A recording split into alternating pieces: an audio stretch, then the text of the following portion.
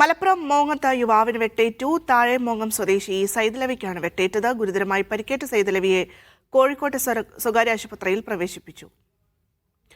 ജംഷീർ കൊടിഞ്ഞി ചേരുന്നൊരു വിശദാംശങ്ങളുമായി. ജംഷീർ, വിവരങ്ങൾ. ഇന്ന് വൈകുന്നേരം 6:15 സംഭവം ഉണ്ടാകുന്നത് താഴെമോങ്ങത്ത് വെച്ചാണ് ഇത്തരത്തിലൊരു സംഭവം ഉണ്ടാകുന്നത്. ഇവിടെ ആളുകൾ വൈകുന്നേരങ്ങൾ വന്നിരിക്കുന്ന ഒരു പ്രദേശമാണ്. ഈ പ്രദേശത്ത് വെച്ച് ആണ് ഈ മലപ്പുറം താഴെമോങ്ങം സ്വദേശിയായിട്ടുള്ള 50-കാരനായ സൈദലവിക്ക് നേരെ ആക്രമണം ഉണ്ടാകുകയും സൈദലവിയെ വെട്ടുകയും ചെയ്തത്. സൈദലവിയുടെ സമീപവാസി തന്നെയായിട്ടുള്ള താഴെമോങ്ങം സ്വദേശി ശിവനാണ് വെട്ടിയത്. ഇയാളെ ഇപ്പോൾ കൊണ്ടോട്ടി പോലീസ് കസ്റ്റഡിയിലെടുത്തിട്ടുണ്ട്.